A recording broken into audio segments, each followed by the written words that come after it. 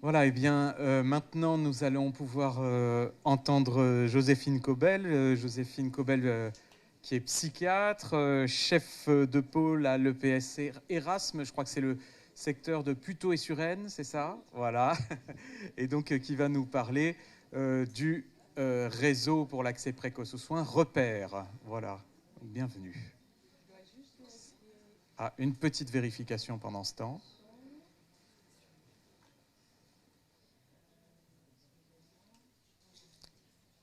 Alors, bah, je profite du fait que Joséphine Cobel vérifie un point de sa présentation pour vous parler de quelque chose, c'est que le réseau Transition va proposer pour l'automne prochain, notamment à destination des case managers, mais à tous ceux aussi qui sont vraiment dans la pratique de l'intervention précoce sur le terrain, des journées, une journée, pour pouvoir se rencontrer et travailler vraiment sur la pratique au quotidien de ce que nous faisons, avec notamment des choses très pratiques, probablement de la mise en situation.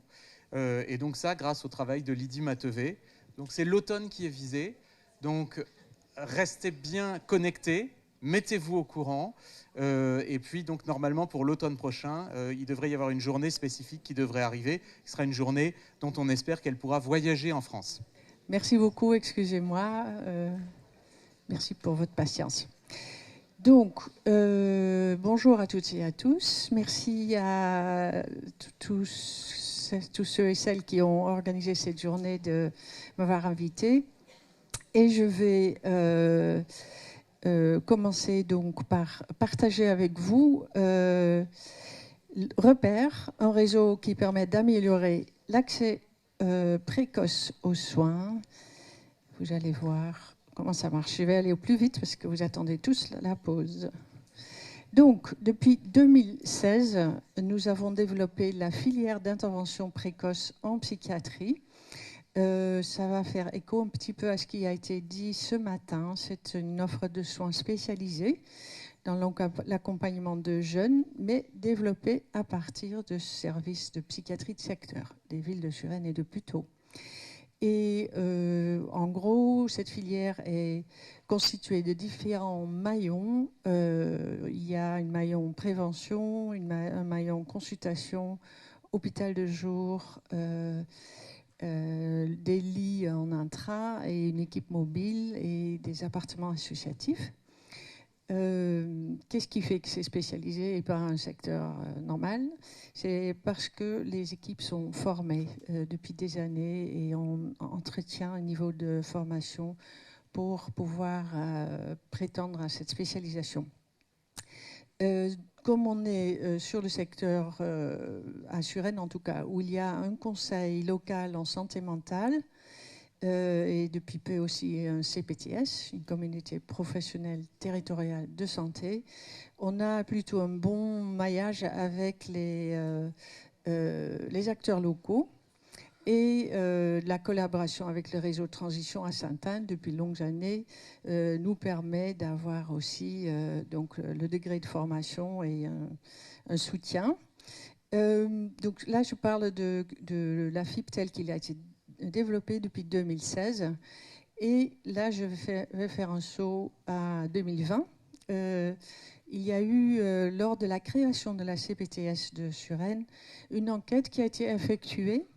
Et à ma grande stupéfaction, parce qu'on avait déjà la FIP, l'enquête disait qu'il y avait des difficultés d'accès aux soins en psychiatrie, donc à Suresnes, et une manque de coordination dans le parcours de soins en psychiatrie. Et là, on s'est dit comment c'est possible. On a un seul numéro de téléphone, on nous appelle, on oriente, on n'a quasiment pas de délai d'attente. Qu'est-ce qui se passe? Et donc, on s'est demandé, est-ce qu'il y a une méconnaissance des signes d'alerte? Est-ce qu'il y a une méconnaissance de l'offre? Ou est-ce qu'il y a une réticence, une stigmatisation de la psychiatrie? En tout cas, on s'est dit qu'on ne pouvait pas en rester là et que ça montre, ça a été dit à plusieurs reprises ce matin, comment faire en sorte à ce que les jeunes viennent vers nous ou que les médecins généralistes ou les familles qui s'inquiètent nous contactent et comment répondre à ce gap. Voilà. Donc, par hasard, il y a eu un appel à projet de la Fondation de France, dont le titre était Maladies psychiques, accès aux soins et à la vie sociale. Et donc là, ça résonnait beaucoup avec les questions qu'on se posait. On a envoyé un projet et on a obtenu le feu vert pour avoir des moyens et pour travailler sur le sujet avec les moyens de la Fondation de France. Donc on a créé un réseau de repérage précoce et de réinsertion. Et l'idée, c'était de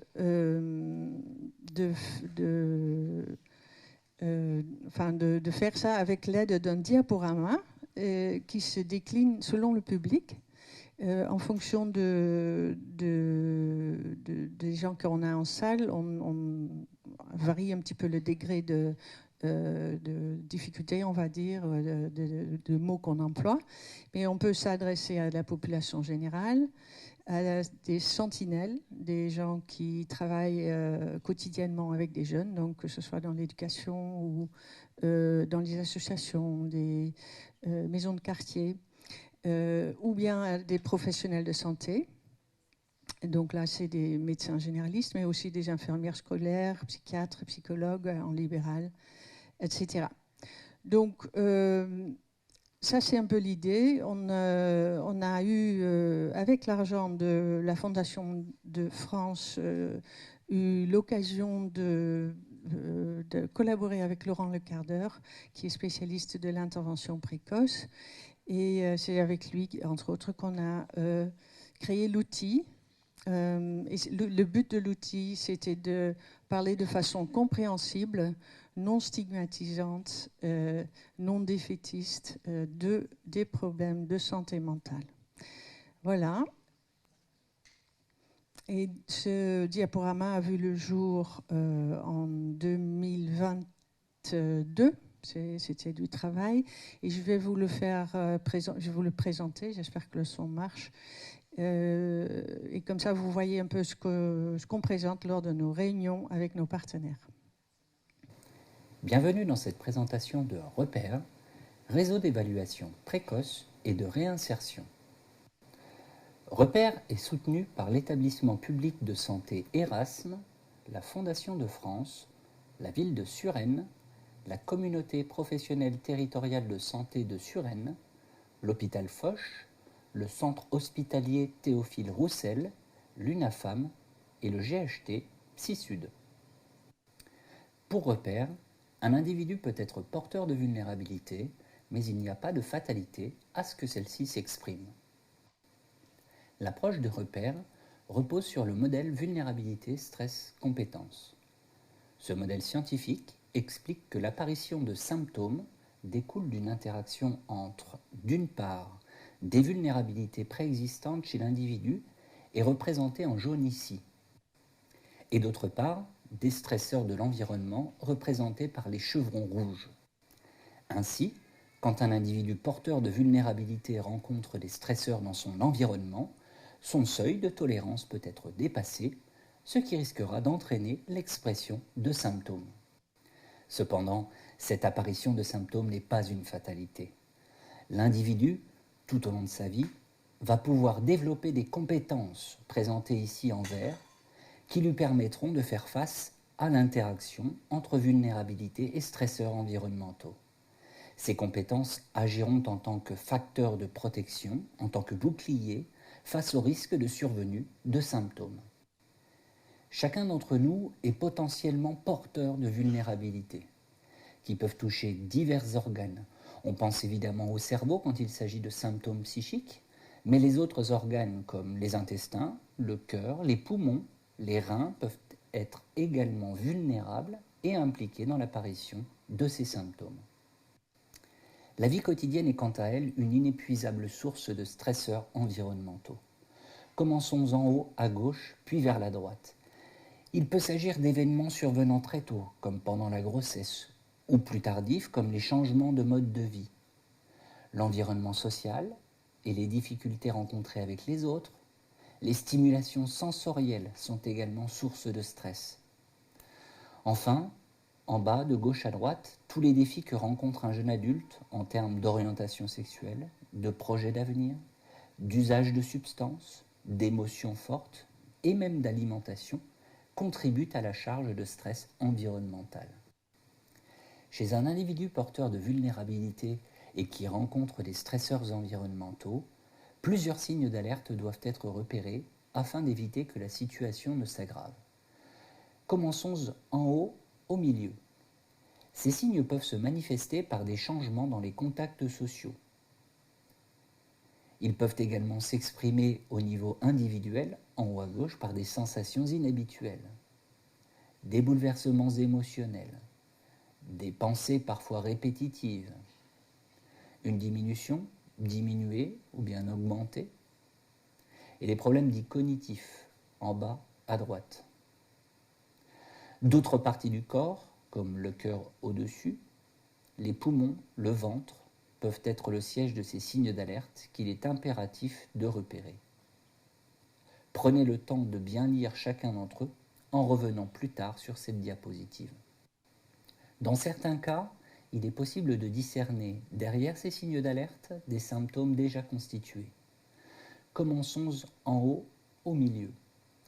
Il conviendra de rechercher des signes d'appel à l'examen physique, des symptômes dits somatiques à gauche, exprimés hors épisode dépressif, des troubles des conduites alimentaires, des symptômes anxieux, particulièrement fréquents dans cette tranche d'âge, des symptômes psychotiques dits négatifs ou positifs, toute addiction avec ou sans substance propre à cette génération, des troubles cognitifs aisément identifiés et rapportés par les jeunes adultes, des perturbations de l'humeur de type maniaque ou hypomaniaque et dépressive ou subdépressive.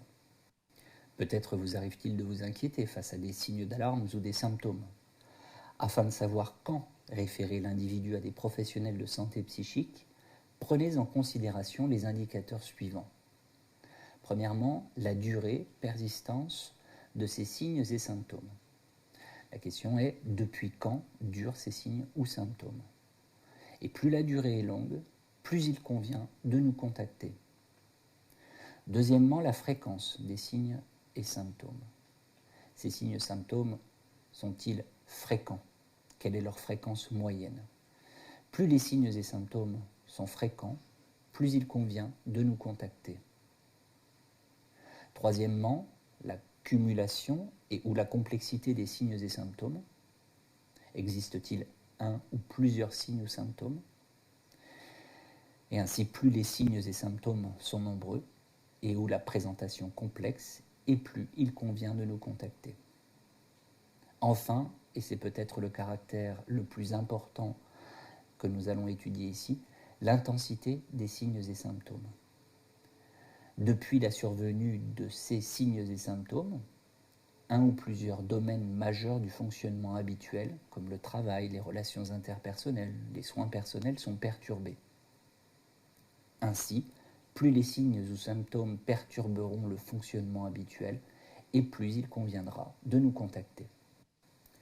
Nous pouvons tous développer des facteurs de protection contre les conséquences de l'interaction entre vulnérabilité et stresseurs environnementaux. Oui, il existe des compétences permettant de limiter la survenue de signes ou de symptômes psychiques. Commençons en haut, au milieu. Avoir une vie sentimentale active, puis vers la droite, un soutien social, que ce soit in real life ou du soutien social virtuel, des activités de loisirs que l'on apprécie, des boucliers que l'on peut développer seul ou avec l'aide de professionnels, une hygiène de vie respectant nos rythmes et besoins biologiques, des capacités pour être à l'aise dans les relations à l'autre, des activités qui nous permettent de grandir, de se développer, de prendre soin de son image et de son identité, afin de s'apprécier et de s'aimer à sa juste valeur. Toutes ces compétences, si elles sont développées, aident à se sentir bien. Si vous évaluez que la situation le requiert, sachez que de nombreux partenaires locaux peuvent être sollicités. Ils participent chacun à leur niveau de la prévention des risques pour la santé des jeunes adultes et de l'accompagnement de ces derniers en cas de difficulté. Il y a bien sûr les services de la psychiatrie sectorielle et intersectorielle publique à disposition des jeunes et de leurs proches, les professionnels libéraux de santé psychique et de santé somatique, dont le médecin généraliste, toutes les structures d'action médico-sociale et socio-judiciaire disséminées sur l'ensemble du territoire, les personnels de l'enseignement secondaire et supérieur en contact direct avec ces jeunes, et enfin les partenaires communautaires propres à la ville de Suresnes. Comme nous venons de le voir, avec Repère, être porteur de vulnérabilité n'est pas synonyme de fatalité. Les membres du réseau proposent un dispositif de repérage et d'évaluation précoce afin de prévenir les risques pour la santé psychique des jeunes adultes et de réinsertion pour limiter les conséquences fonctionnelles de ces troubles. Voilà, donc ça c'est le diaporama. Après 18 mois depuis le lancement lors des semaines d'information en santé mentale, on a eu 5 réunions. La première était avec la population générale et les sentinelles de la ville de Suresnes. Une deuxième avec la communauté professionnelle du territoire de Suresnes, le réseau handicap, un centre municipal, et cette semaine avec l'ARS Île-de-France pour une réunion de suivi de CPTS. Et donc au total, on a rencontré 300 personnes au total. Donc vous voyez, si on arrive à réunir pas mal de partenaires, ça peut être une façon efficace de se faire connaître et d'expliquer un petit peu quels sont les premiers signes et donc d'améliorer la détection et l'accès aux soins. Grâce à ce projet, on a aussi pu former une vingtaine de soignants au care management et à l'entretien motivationnel, donc c'est pas mal. En termes de perspective, bon, il y a la poursuite des rencontres. On a eu des demandes de la police, par exemple, la police nationale et les employés du RER de la Défense. Les maisons de quartier de Suresnes, on va les visiter cette année. Et évidemment, le CLSM, les CPTS, on va continuer. On va former des care managers à présenter le diaporama et du coup, ce seront plutôt les gens du terrain qui vont directement aux rencontres des personnes du réseau de la ville. Et du coup, ça va favoriser non seulement l'accès aux soins, mais aussi la réinsertion, parce qu'on va se connaître mieux et on voit que ça marche. Et on va créer des fiches d'évaluation, parce qu'il n'y a pas de chiffres pour l'instant, hormis le nombre de personnes rencontrées. Voilà, donc je vais finir par vous remercier pour votre attention, pour remercier beaucoup les équipes qui ont fait que tout ça soit réalisé. Et merci. Ah oui. Et l'outil est sur YouTube. Vous tapez repère EPS Erasme.